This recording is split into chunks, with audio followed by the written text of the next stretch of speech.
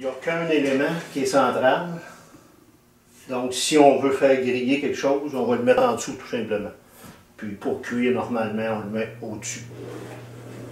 On va mettre la température voulue ici. OK, puis on le part où? Puis, l'interrupteur avant de là. Ah ouais? C'est correct. C'est ça. Donc, celui-là. Quand même 4 ronds. 4 ronds. Et puis, 1935, celui-là. Ah. Environ là. On peut voir les dessins. Et on a pas mal l'image de lui. Ouais. Ça, c'est un Moffat. Oui, encore une fois, poêle Moffat. Celui-là, on parle de 1927-1928. Toutes les composantes sont 110 volts. Donc, ça peut être restauré à l'ancienne si un jour j'ai un client qui s'est intéressé à l'avoir le plus authentique possible.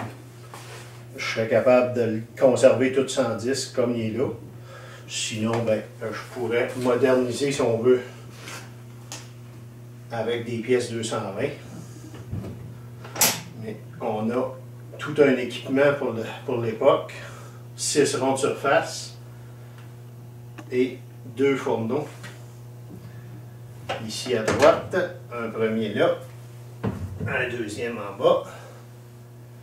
Ça ici, c'est ni un réchaud, ni une place de rangement. C'est seulement que Hydro-Québec qui est là, le filage, et on a 2 murs de fusibles à l'intérieur. Et la porte qui est ici, c'est un beau grand réchaud qui fait tout le bas. 1925, fait que la plupart des poêles étaient semi-automatiques pour les fours. C'est-à-dire qu'on avait 2 contrôles, un pour l'élément d'en haut, puis un pour l'élément d'en bas, 3 positions, low, medium, high, d'origine. Celui-là, il est déjà restauré. C'est le premier de tout que j'ai ramassé sur patte, que j'ai restauré avec toutes des pièces d'origine. Donc, lui, on est en 1930. C'est toutes des ronds d'époque. J'en ai récupéré 2 sur un autre Moffat. Mais c'est toutes des ronds 110 volts. Donc, complètement fonctionnel avec des pièces d'origine. Et j'en ai quelques autres qui ne sont pas restaurés ici, mais avec des couleurs. On est toujours dans les années 30. En résumé, quand on est dans le gris, blanc et chrome, c'est plus années 20. Les couleurs sont apparues un peu plus fin des années 20, début 30. Fin des années 30, on a tombé tout blanc. Encore une compagnie canadienne. Ah. Lui, je dirais à peu près 1930. Vraiment un design de fun.